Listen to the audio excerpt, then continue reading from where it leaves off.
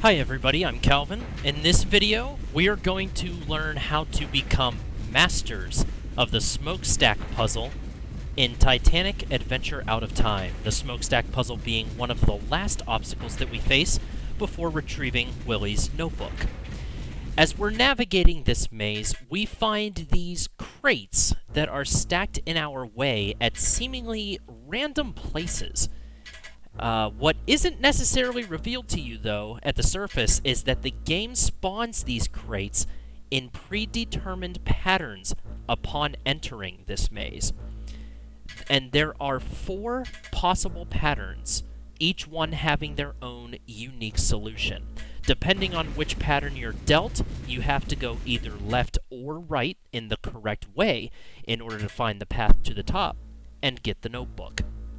There are 2 ways to tell which maze that you have. The maze is determined immediately upon entering. It's not determined at the start of the game or at any other given point. It's as soon as you climb this ladder, the game randomly pulls a pattern 1 through 4 to deal you.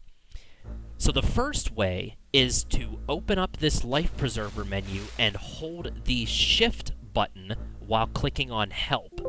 What this does is this brings up a debug, if you want to call it that, menu of sorts that will blatantly state which maze pattern that you have. 1, 2, 3, or 4.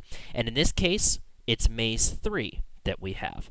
And then right away, you know which pattern you have. But if you're speedrunning the game or just trying to make it up as fast as possible for whatever reason, or you don't feel like opening that dialog box, there is a way to know which pattern that you're dealt based on where you see your first stack of crates.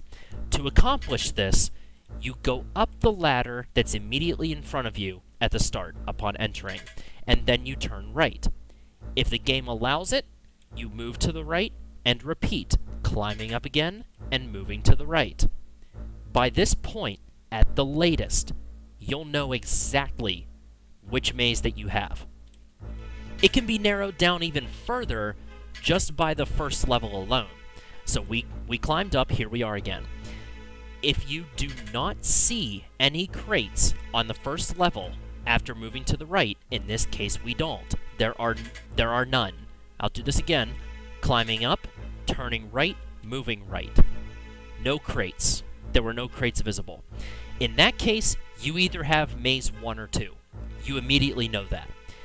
Upon turning right on the next level of the maze, after climbing up, if you don't see any crates again, you have maze 2. But in this case, we did. There's some right here. So you have maze 1. In fact, we can check that. Go into the help menu, bring up the dialog box, bam, maze 1. Mazes 3 and 4 can be determined a little more quickly because maze 3 will have crates on your right on the first level, but they will not be blocking your path. However, maze 4 will have crates on the right, but they will be blocking your path. So as we move around here, right now we've got maze 3. So we climbed up the first ladder, look to the right, and there's our crates. We have maze 3. Let's fact check it. Help menu, maze 3.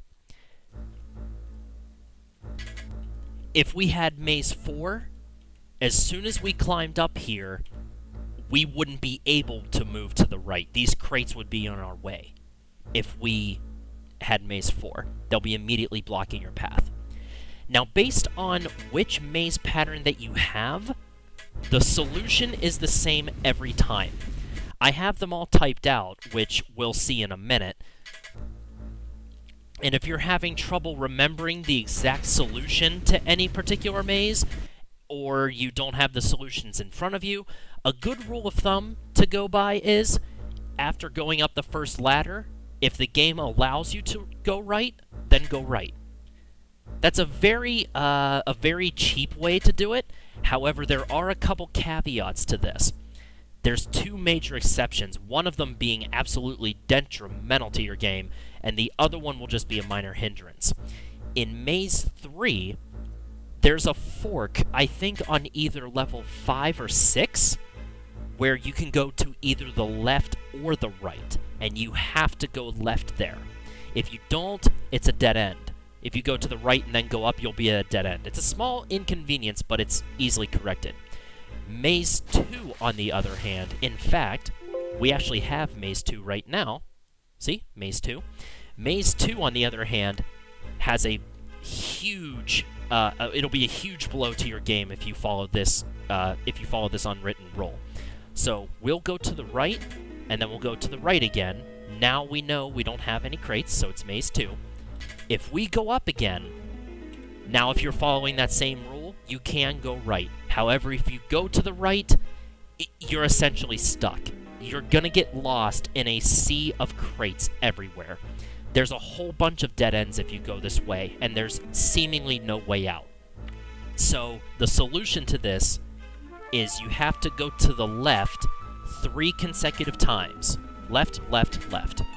Now you're basically out of it, and then you can follow the rest of the pattern, which is right, left, right, right. And then we're at the top.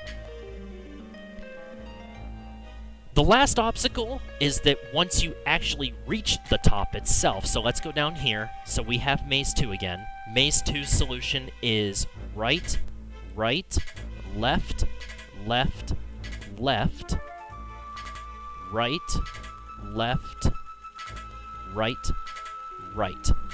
So once you're at the top, the last obstacle is actually getting the notebook itself. Mazes 1 and 4. Once you're at the top, if you have either Maze 1 or 4, the notebook will be immediately behind you. All you need to do is spin around and grab it. However, for Mazes 2 or 3, don't worry. All you need to do is move to the right a single time. You move to the right once, I'll move to the right, there we go. There's the notebook. Mazes 2 and 3, it's the same way. 2 and 3, you just move to the right a single time, and the notebook will be right there. You never, ever have to turn left once you're at the top. You never, ever do. That notebook is for me. And then Zyd will yell at you, and everything else. So, let's take one quick look at the list of solutions here. We have the solutions pulled up. So here's the list of solutions that are all typed out. Whoops, sorry, didn't mean to do that. Here's the list of solutions. For Maze 1, notebooks behind you. Maze 4, notebooks behind you. And this is Maze 2, which is the maze that we had. It's right, right, left, left, left, right, left, right, right. So you just follow this guide. Go ahead and screenshot it if you want. Right, right, left, right, right, left, left, right, right for Maze 1, for example. You follow this, you'll get to the top every time. Maze 3 was that other exception that I was talking about. I believe it's this left right here on level 2, 3, 4, 5, 6. Oh, so it's actually level 7. Okay, it's either 6 or 7. You want to turn left here because that's where the fork is. If you turn right there, you'll reach a dead end and have to go back down. But that's a smaller hindrance. So, yeah, feel free to take a snapshot of this if you'd like, or something like that, and then use it in your own runs. Use it in your own runs to climb up to the top of the smokestack. Like a pro. Dave. All right, well, hopefully this helps. Leave a comment if there's a question, or if you would like anything else clarified, or anything like that. And good luck speedrunning.